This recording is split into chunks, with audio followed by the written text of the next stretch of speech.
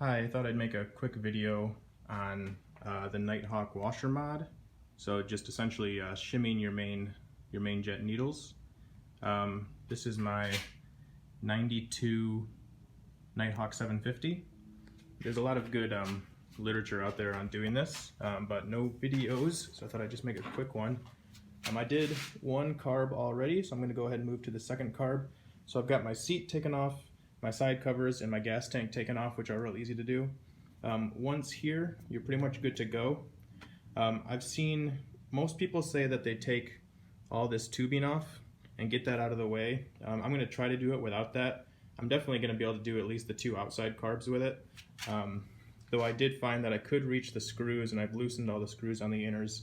So I did that carb already, so I'm going to move on to this carb and just show how that goes.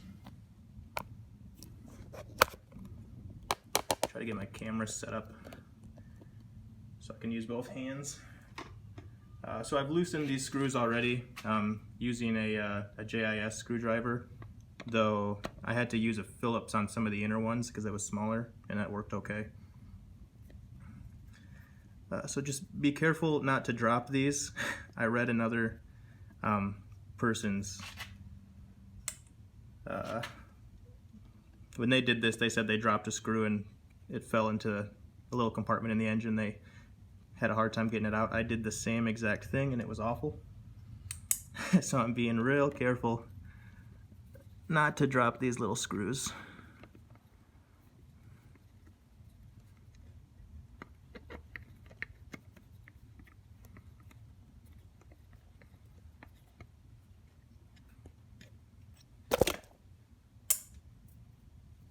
Oops.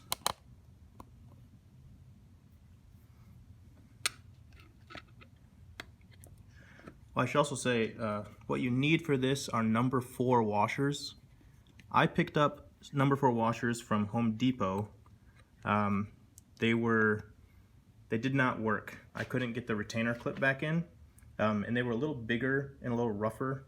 So I ended up going to Lowe's, and theirs were thinner, smoother, had rounded edges, and I was able to get it in with that. Now I'm only doing one washer. I don't know how people get 2 in there. I couldn't do it, so I'm starting with 1 and I'm only doing 1. Once you get the screws out, make sure you hold this down because there's a spring inside, and then just gently lift it up. Pull that spring out and set your cap aside. I got most of the way on my first carb without actually having to take the diaphragm out. The only reason I needed to take it out was I needed more leverage to get that cap back in. So once this is in, there's a small star-shaped retainer in there. Not sure if you can see that, which can come out. It needs to be pushed in and twisted counterclockwise. It's actually got room for like a Phillips or JS screwdriver in there, as well as an 8mm nut on the outside you can use. So I'm going to use that. So I have an 8mm hooked on a little extension. I'm just going to reach down in there and see if I can't get this off without putting too much pressure on the diaphragm. Yeah, I think I'll need both hands.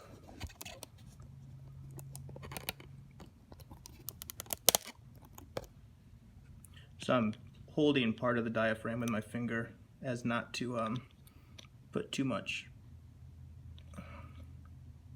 pressure on it. That one's a little stuck, so. Oh, no, it's already out. I'm just gonna take some pliers, reach in there and grab it on the top hex part. Pull that out. There's a small spring. So here's the retainer.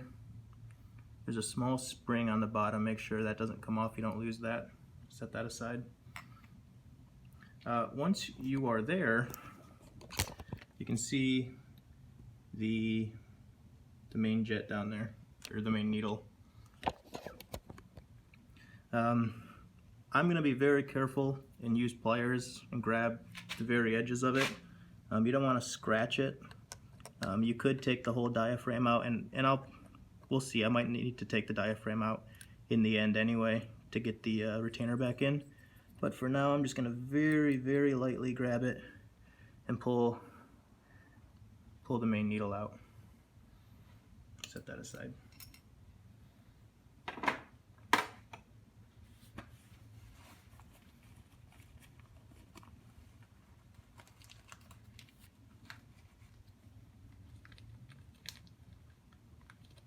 going to grab a washer.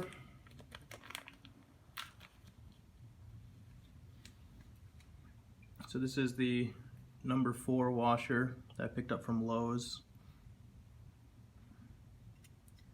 I'm going to slide that washer onto the main jet needle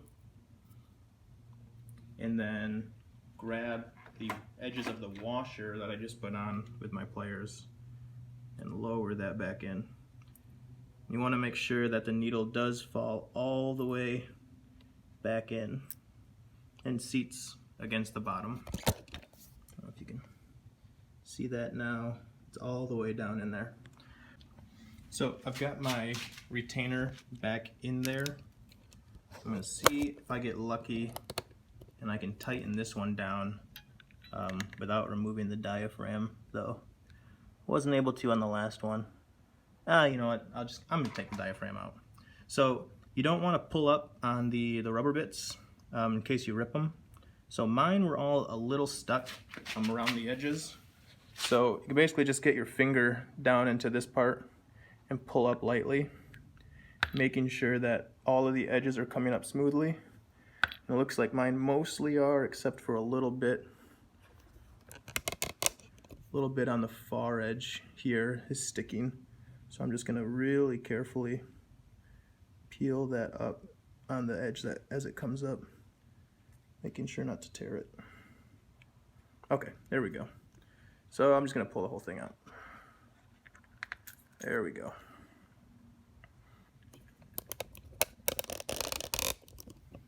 So now I've got the whole thing out.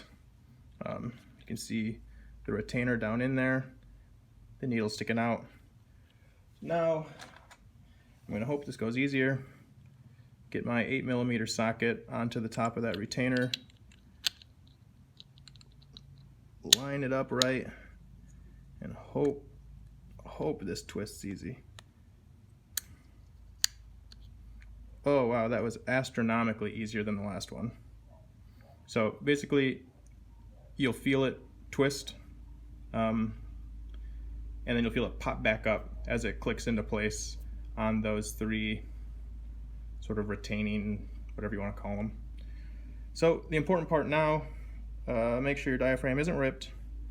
You don't want to have to order one of those. I just looked those up on a parts site and they were like $150 each for this thing.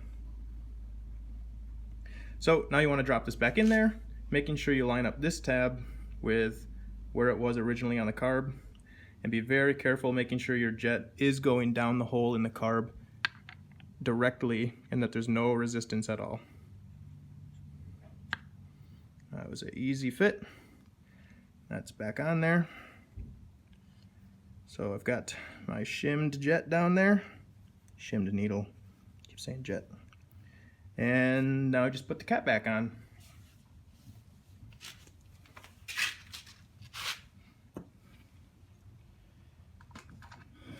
Again, being careful not to lose my screws. On the cap, there's going to be a little part that sticks out here. That lines up with this. Make sure that's on right. I'm going to seat that on there. Make sure it feels good. Okay. Make sure all those edges are lining up nice. Everything is kosher. Okay, so I'll grab my spring.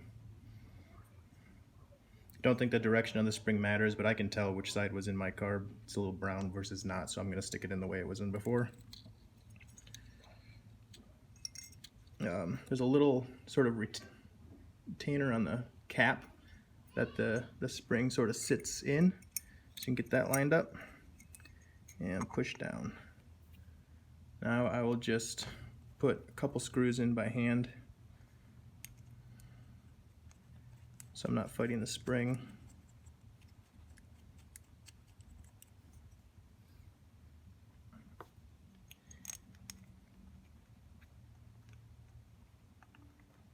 Just going the two opposite corners.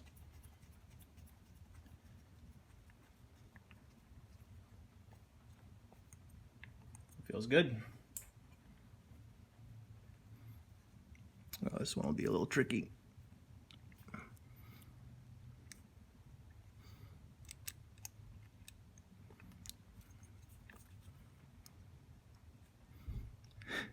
Don't drop the screw.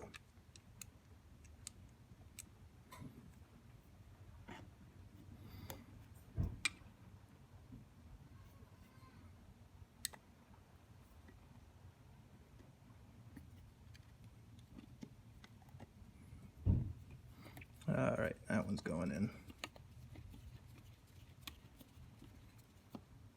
Real loose.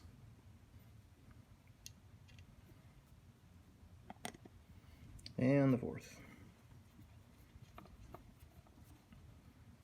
Now I'll just snug them down just a little bit.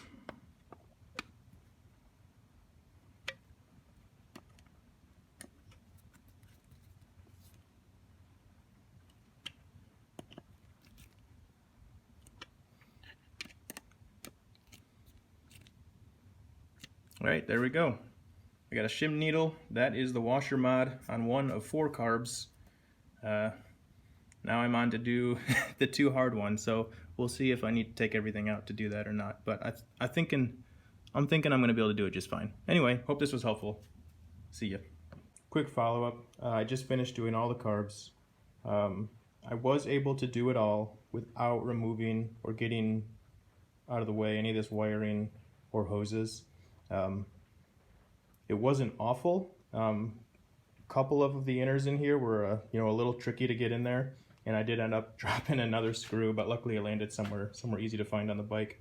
But anyway, just wanted to mention that because most things I've seen tell you to take these off, and you can do it with them on. Anyway, thanks.